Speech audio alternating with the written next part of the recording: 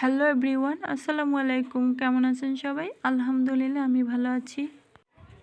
জীবনে প্রথমবার এত পারফেক্ট চিতই পিঠা আমি বানাইতে পারছি, তাই ভাবলাম যে সবার সাথে শেয়ার করি। এর আগে আমি কয়েকবার চিতই পিঠা বানাইছি, কিন্তু কোনোবারই আমি সাকসেস হইনি। কিন্তু এইবার আমি একেবারে 100% সাকসেস হয়েছি। আমি 1 কাপ আতপ চাল আর হাফ কাপ সিদ্ধ চাল ভিজিয়ে রেখেছিলাম একসাথে। আর এখানে দেখেন ওই কাপ দিয়ে আমি 1 কাপ ভাত নিয়েছি রেগুলার, মানে আমরা যে ভাতটা খাই। এবার সবগুলো উপকরণ আমি একসাথে ব্লেন্ড করে নিয়েছি। এই যে শুধুমাত্র আমি সামান্য একটু লবণ দিয়েছি। ও হ্যাঁ, আর একটা জিনিস আমি দিয়েছি, হাফ চা চামচেরও কম আমি বেকিং সোডা ব্যবহার করেছি এর মধ্যে। ব্যাস, এছাড়া আমি আর কিছুই দিইনি। এবার আমি খুব ভালো করে সবগুলো উপকরণ মিক্স করে নেব। নেওয়ার পরে এবার আমি চুলায় চলে আসলাম। এখানে আমি একটা লোহার কড়াই ব্যবহার করেছি। আমি একটা চামচ নিয়েছি, ওই চামচের সাহায্যে 1 চামচ করে দিয়েছি, দিয়ে ভালো করে ঢেকে দিয়েছি। ঢেকে না দিলে কিন্তু হবে না। এই দেখেন প্রায় 5-6 মিনিট টাইম লাগছে। তারপরে আমি এটা ঢাকনা তুলে দেখছি হয়েছে কি না। দেখছি যে একেবারে পারফেক্ট হয়েছে আর খুবই সুন্দর নরম সফট হয়েছে। এবার আমি পিঠা ভিজানোর জন্য পিঠার রসটা তৈরি করে নেব।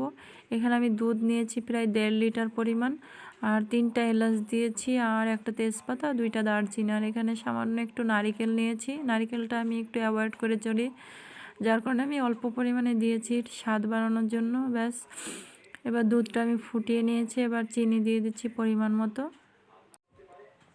চিনি দেওয়ার পরে দুধটা আর কিছুক্ষণ জাল করে নেব।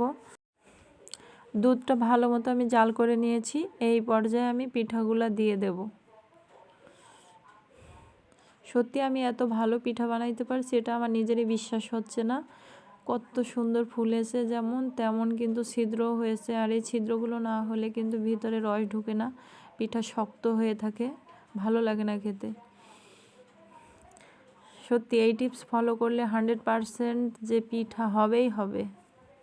মাশাআল্লাহ, পিঠাগুলো অনেক সুন্দর হয়েছে।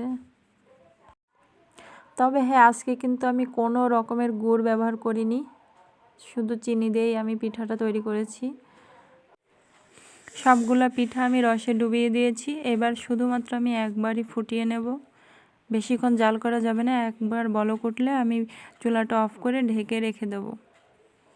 চিনি দিয়ে কিন্তু পিঠাটা অনেক মজার লেগেছে, তবে গুড় দিলে আরেকটু ভালো লাগতো। আমি এবারে আধা ঘন্টা পরে ফিরে আসলাম, ঢাকনা খুলে এবার দেখছি কেমন হয়েছে। রস কিন্তু অনেকটা টেনে নিয়েছে পিঠাতে। এবার আমি একটা কেটে আপনাদের দেখাবো কতটা সফট হয়েছে। দেখেন, চামচ না দিতেই মনে হচ্ছে যেন ভেঙে গেল। আমার মতো যারা পিঠা বানাইতে পারেন না, তারাও কিন্তু এই রেসিপি ফলো করে অবশ্যই বাসায় একবার হলেও ট্রাই করবেন। অ্যান্ড আই এম শিওর যে আপনারাও আমার মতোই সাকসেস হবেন। রেসিপিটা ভালো লাগলে অবশ্যই লাইক, কমেন্ট, শেয়ার করবেন প্লিজ। আজকের মতো এখানেই বিদায় নিচ্ছি বন্ধুরা। পরবর্তী ভিডিওর জন্য অবশ্যই পাশে থাকবেন। আসসালামু আলাইকুম, আল্লাহ হাফেজ।